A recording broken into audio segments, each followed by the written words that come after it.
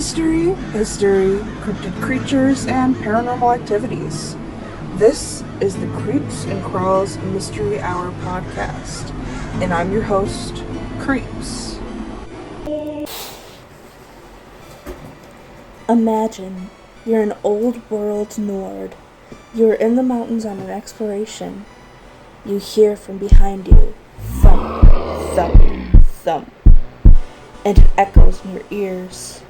You turn, and behind you are two huge legs, and above those legs is the body of a giant. He's enormous, but shrinks down to meet your size.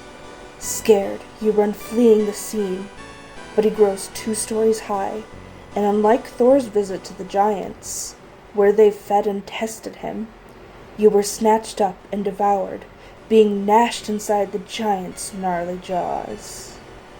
Welcome back, my creepy crawlies.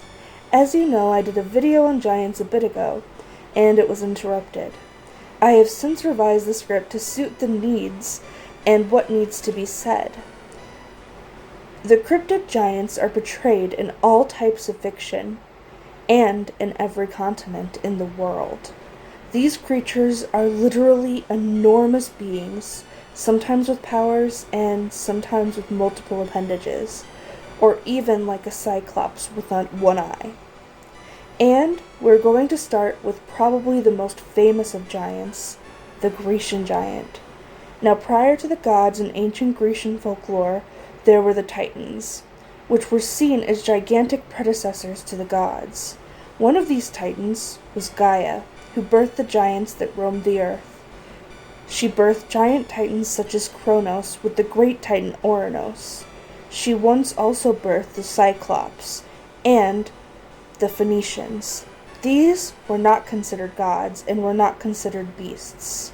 They were like bigger humans, which we will cover larger humanoid creatures later in the video, when we talk about the Veda Files. But to cover some ground here, some people see the giants as more monsters rather than bigger people, and the stories vary between mythos. But in one story, the giants rebelled against the gods with the help of one named Enchiridion, seeking to overthrow them and take domain of Mount Olympus. Athena faced off against Enchiridion and buried him beneath the island of Sicily, and this caused many to believe he was the cause of earthquakes and volcanic eruptions. He even had the honor of being mentioned in Virgil with his quote, "Enchiridion, his body lightning scarred, lies prisoned under all. So runs the tale o'er him. Giants Etna breathes fire from crack and seam, and if he haply turned to change his wearied side, Trina cries, isles tremble and moans, and thick fumes mantle heaven." End quote. There were also depictions of this giant's likeness on a bust in coin form. Stories have also depicted giants with multiple appendages, such as the Hecatories, or the 100-handed one. There are a group of 4 mythical giants in ancient Greek mythologies that also have been referred to as the Centamenes, Aegon. This is related to them because their connection with the sea has been drawn on numerous Grecian scholars and by numerous Grecian scholars, including Homer, Virgil, Ovid, and others, but rather as traitors to their brethren and as an enemy to the gods, because they fought alongside Cronus in the Titanomachy. There are others among this set of unlikely heroes and monsters, but I think we should change it up a bit by going for a more Nordic twist. As you may know, Viking lore and Grecian lore has often been connected, but did you know both have similar stories of giants? Now, in more Viking lore, giant is loosely translated and oftentimes misconstrued. Giants here can change size from being nearly human to being larger than mountains and larger than Earth. So we have to be careful when we talk about them because they seem to change to fit the story. Norse mythology has many ideas of giants, even referring to some as gods. On Asgard, these giants seem to go by the name Jotnar and were depicted as powerful and mostly destructive beings. And they, like in Greece, were often in conflict with or were the gods. They were known for their immense strength and magical abilities, and were often known as shapeshifters. Some were associated even with natural forces, such as storms and earthquakes. But just like anything, there were powers and abilities that often varied. Some stories even claimed they relied on magic and illusion over brute strength. Utgarda, Thiazi, and Loki were all oftentimes examples of this.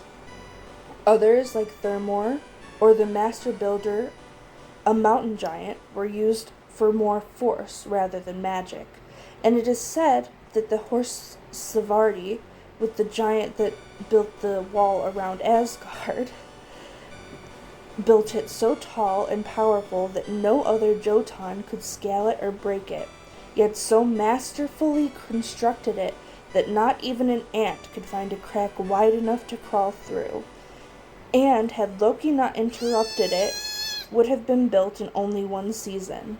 The next area we are going to talk about is in India. This is where the giants were depicted in a more human sense. The Vedas were giants and are known as early humans. A good thing to note is in the Vedas timeline, it is measured in epochs called yugas. Yugas last several thousand years. Giants were said to live during the Golden Age or Sta Yuga. In Satya Yuga, humans were 32 feet tall, and according to them, as time went on, humans became smaller. By the epoch of Dwapara Yuga, or 31,000 BCE, humans had all decreased exponentially to 8 feet 6 or 6 foot tall, depending on the stories. For comparison, in the Bible, Goliath, the giant, is said to be 7 foot and 11 inches tall. Goliath belonged to the Philistines, which historians know lived in the 12th century BC, which lines up perfectly when it comes to the mythology and archaeology of the time. So according to the Vedas, Goliath and the giants were highly possible. So if giants did live in these very ancient times, that's why we have no skeletons of them. Ancient evidence is especially scarce, which makes it hard for people to paint the true picture of our past. But a question remains. Are all humans giants? Well, no. That moves us into giants in the Bible. Let us go back even before David and Goliath to when Noah lived. In certain depictions of the Bible, God created the flood to rid the world of Nephilim and the wicked of the world. Here, Nephilim are said to be large, humanoid, and strong, and also the offspring of humans and seraphim. They are often compared to fallen angels like Lucifer. They are said to be men of the old times, which aligns with the Indian or Vedic texts. And upon all of this, we do have evidence of the flood despite it being minimal. We also have even more evidence for it every day. And actually, quite recently in Nevada, the skeletal remains of 2 ginger giants were found measuring a lengthy 1.44 meters tall, one male and one female, showing more evidence to these claims. The giants found were dubbed the Giants of Lovelock, which are actually proof of a giant tribe of red-haired, pale people that settled in the Americas according to a Puat legend, which now rings true as actually being, like, the truth. It's been nearly a decade since these giants were found, and it continues to baffle scientists that these people actually lived. But to close, what do you guys think about this? Were giants humans? Were they monsters? Or were they something else?